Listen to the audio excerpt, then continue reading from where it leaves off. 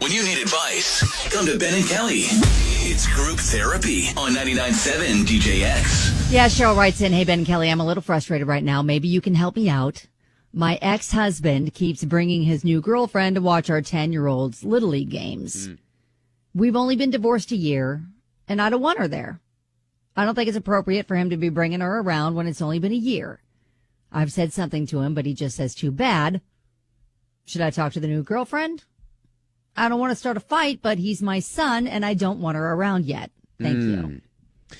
So, yeah, definitely some feelings there, and not able to necessarily get past the feelings just yet. So, I mean, because, I don't know, I think it's been a year. As long as the girlfriend is nice to their son. Yeah, but I understand, like, the hesitancy to start bringing new people around. You want to believe that it's a serious relationship, and, you know, if it looks like it's going to be a permanent situation, then maybe we introduce the child. But I get, and again, no personal experience, but I get that a lot of people are very hesitant, and it usually takes a while before they feel comfortable with their kids being around any other, new person that's in their dad's life, mom's life. Yeah, and, like I said earlier this week, it's I'm the product of a divorce. And so, yeah, I mean, I guess I was fortunate that, in a sense that, I mean, my dad left my mom for one woman, and, they're still married. So, I mean, it wasn't like he was bringing a bunch of women around and introducing us to a bunch of his new girlfriends and stuff like that. Yeah. So, so I think let's toss it out to you and see what your experience is with this. 502-795-1997. 502-795-1997. A lot of comments. You can peep some of them on Facebook. Kelly says, not Kelly K, Kelly H says, I think y'all are being dramatic. Okay. Yeah, a lot of people are basically saying, listen, that's the magic of divorce. You kind of don't get a say anymore the magic. in who he dates. What a interesting way to describe divorce. All right. All right, so 502-795-1997. We'll take your calls.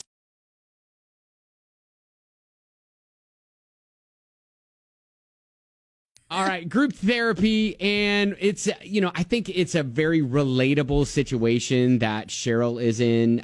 So many people have been through this and are going through this right now. Yeah, she's been divorced for a year, and her ex-husband starting to bring his new girlfriend to their son's games, kind of just bring her around. She doesn't like it, thinks it's too soon. He's basically telling her, get over it. So she's and so many other people are saying the same thing. Lisa said, I'm a product of divorce. I've been divorced myself. I had a whole response ready when she said, it's been a year. What? Get into therapy. You need to work on you and stop worrying about what dad is doing. It's been a year. My ex-husband was married within a year of our divorce. I consider him her problem now. Justin says, look, I'm not heartless. I feel for her because she didn't ask for the divorce, but still, once you're divorced, you get no say in his actions if they're legal. And it's a public place, so suck it up, Buttercup. Yeah, that's tough. I know it's really hard to hear that. Everyone is kind of being a little harsh in their responses to her, like, suck it up. You can't say anything about it. He can do what he wants. Yeah, that kind of thing. You know what? Amy brings up a great point and says, she didn't say anything about not wanting the woman around her son. She just said she didn't want her showing up at the games. So by that, it almost sounds like she's more embarrassed than anything else. For herself, yes. Mm-hmm. Yeah, so, I get it's hard when you're watching him move on and you're not ready to. Yeah. That is tough. And you feel like maybe at the games, it's kind of like flaunting it in your face. Like, you can see her, whatever. I just don't want to see it. Yeah. I feel like that's the case. Aubrey, you're going to throw a wrench into this whole thing? I really think you need to know the background story of the new person, because I've been dealing with this situation for over 10 years, and the ex's wife and I do not get along. We do not speak. but he cheated on me with her. And then there was like this whole mess of a situation. She was telling my kids all these horrible things about me, and they were coming home upset and everything. So then she would come to the softball games for my kid, and like they're not really empathetic people. So she got hurt one time, and I mean, they were just, get up, you're fine. It's like, okay, no, you need to go make sure she's okay. Like, go, are you okay? Do you need to take a second? Her and I ended up getting into it right there at the ball field, and we have not been in the same room since. So I feel like you have to know the background of whoever it is that's coming into that situation. Yeah, she didn't give a ton of detail. Right. So just throw a wrench in it, know who it is that is coming into the situation, and then make your judgment call. Aubrey, thank you. You're welcome. Have a good one. Okay, bye. You too. Bye. See ya. All right. So, we are even getting some text messages from kids who are in this situation. Just like, hey, my parents have been divorced for years now. I have a stepmother, stepdad. I had no say in it at all.